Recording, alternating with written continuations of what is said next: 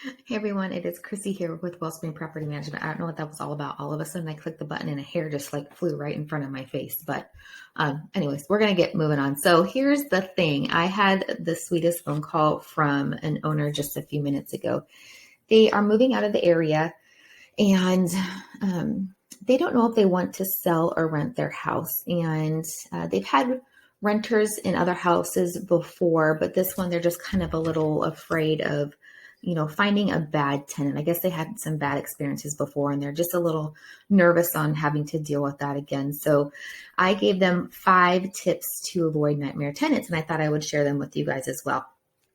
So tip number 1 is make sure you have strict qualifications and you keep to those qualifications no matter what. If you require your prospective tenants, your applicants to meet a certain credit score, make sure that that is what you want to stick to. Some people require 800 credit scores to rent the properties. Some people require 600. Some people are anywhere in between. So make sure you have a credit score and you stick to it.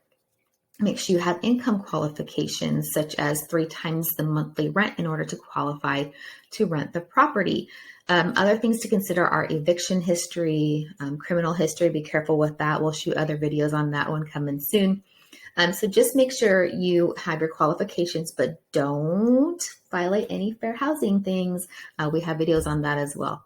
So if you have any questions about that, just give us a call and we'll kind of give you some guidelines. We have ours on our website, Wellspring Property Management. You're welcome to go there and look at our criteria and kind of follow along those ones as well. Number 2, just say no.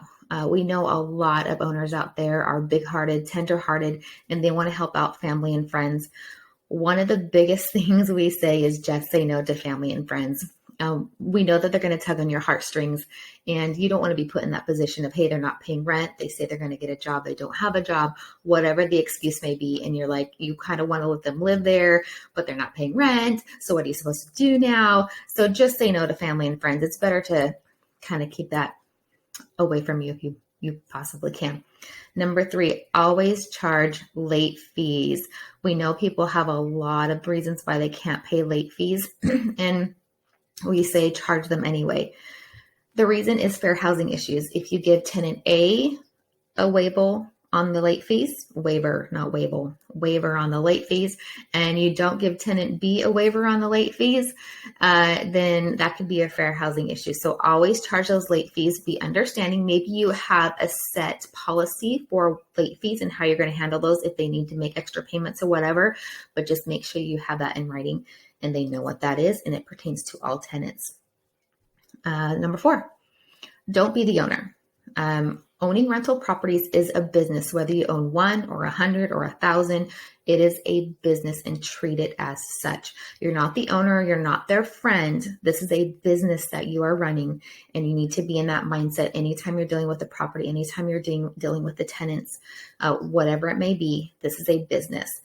Don't take it personal. People may get mad at you for that.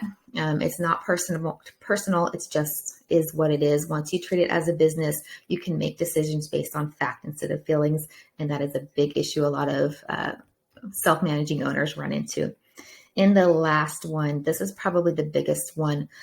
Quality product generally equals quality tenants. And what I mean by that is if you have a house that's well kept, looks nice. And I'm not talking it has to be like the diamond on the street. It doesn't have to have all new updates, all new appliances, all new flooring. It doesn't have to have all that.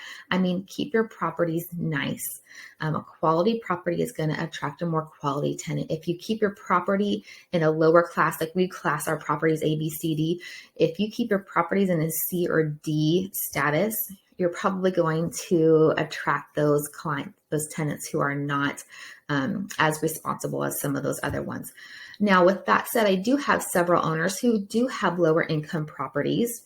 However, these owners keep those properties very well kept. And so we do find ourselves, even though they're lower income properties, with very good tenants. So those are just 5 tips to help you avoid nightmare tenants and hopefully make your search for your next tenant a little more pleasing with a better outcome. I don't know. You guys have a great day. I know I kind of fumbled through that one, but it is what it is. You have a great day. Bye.